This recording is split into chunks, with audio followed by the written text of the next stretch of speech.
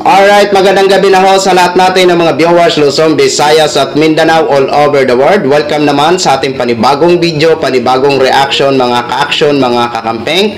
So may nais lang po ako na i-share ho sa inyo itong naging action ni Mr. President Bongbong Marcos at ni Mayor Leni Robredo doon sa nasalanta ng lindol sa part ng Davao, mga ka-action, sa Davao Oriental, no?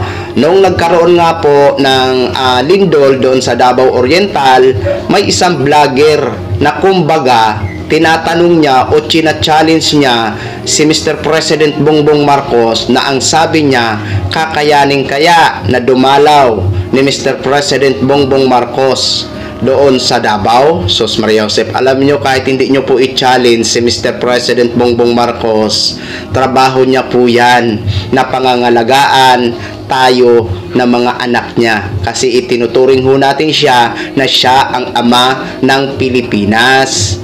Kaya i-challenge nyo man o sa hindi yan, gagawin niya ang kanyang mandato sa taong bayan.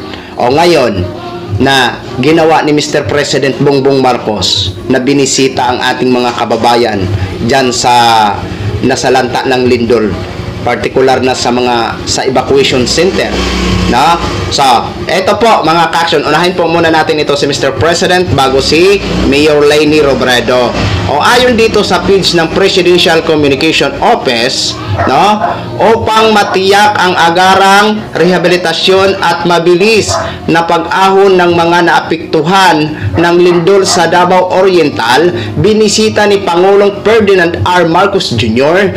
ang mga nasalantang pasilidad sa probinsya. Sa Davao Oriental Provincial Hospital, Manay District, kinumusta ng Pangulo ang mga pasyenteng pangsamantalang nagpapagaling sa field hospital.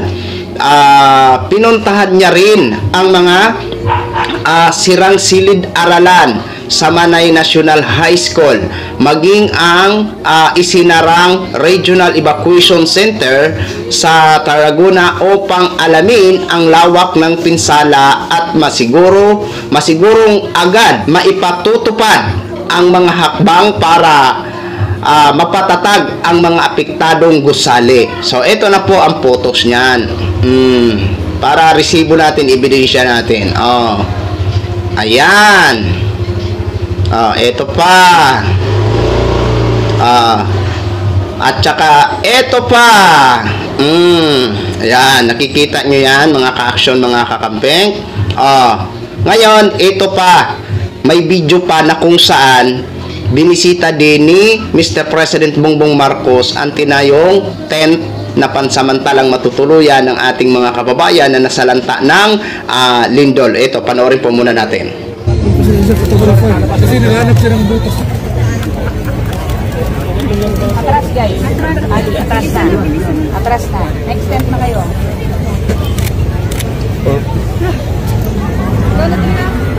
Asik.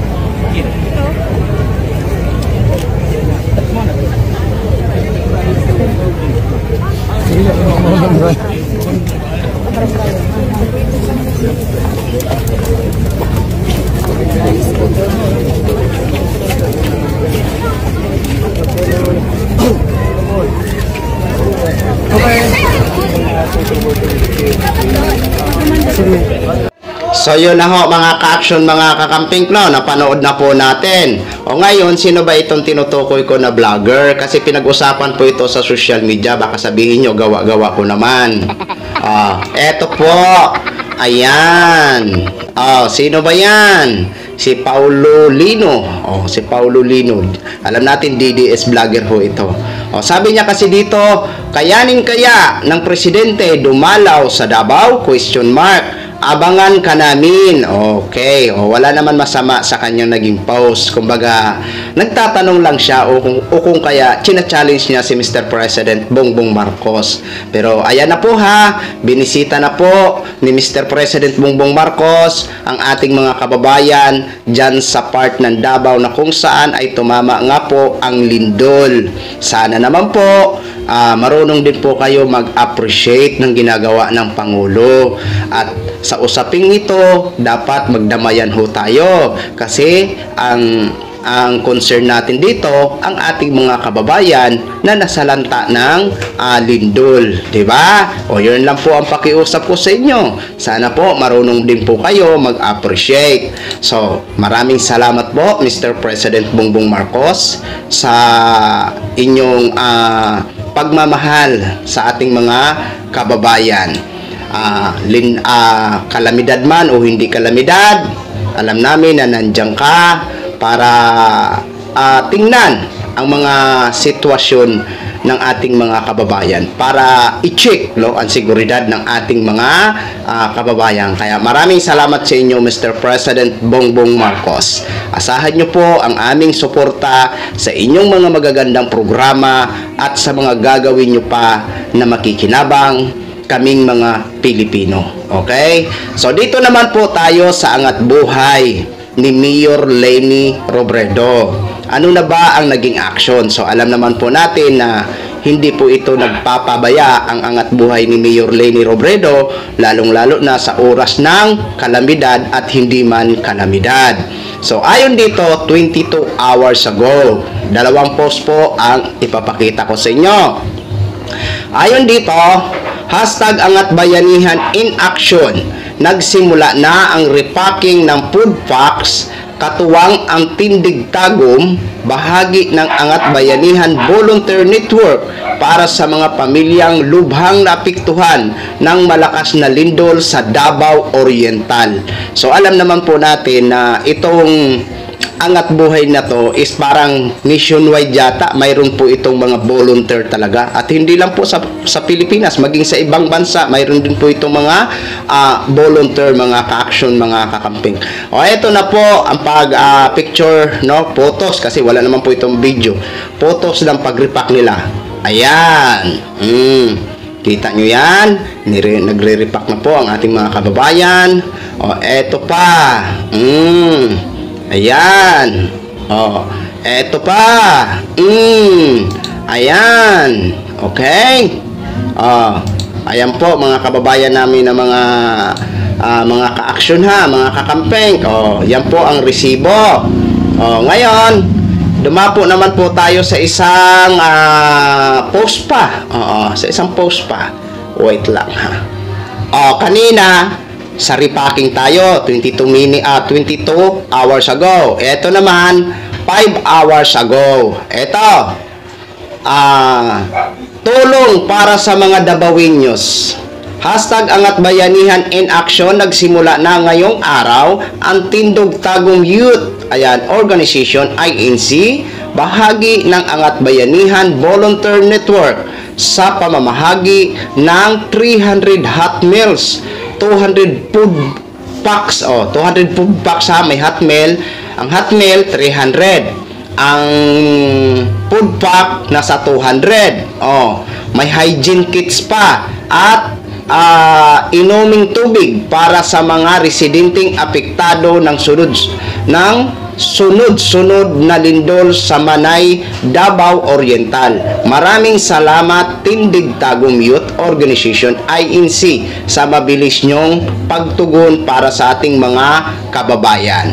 So yun na po mga ka-action, mga kakamping, ito lang po masabi natin.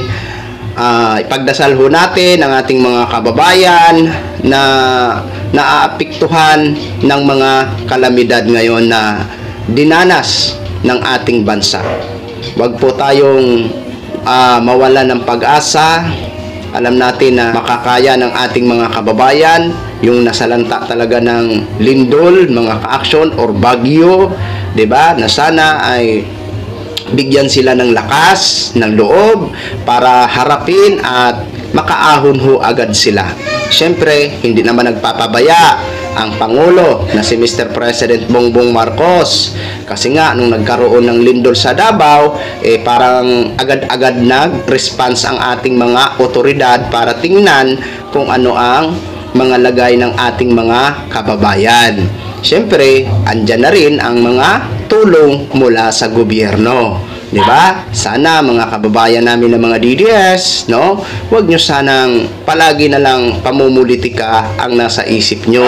Sa oras ng kalamidad, dapat kalimutan natin ang usaping politika. Ito ay oras ng damayan. Wala man tayong maitutulong, sabihin na natin may ambag tayo kasi yung binibigay ng gobyerno is galing naman yan sa tax ng taong bayan. Pero bukod pa dyan na kahit may ambag man tayo, sana huwag nating kalimutan na ipagdasal ang ating mga kababayan dito sa mga nasalanta ng lindol, maging sa Davao Oriental, sa Cebu, sa apektado din ng bagyong Upong sa Masbate. No? So yun lang po pakiusap natin. Sana dito sa mga kalamidad na ito, magkaisa naman po tayo. Di ba? So yun lang po mga ka-aksyon. No? Maraming salamat po sa lahat natin ng mga viewers Luzon, Visayas at Mindanao all over the world. Ako po ang inyong lingkod, si The Action Man. Good evening, everyone.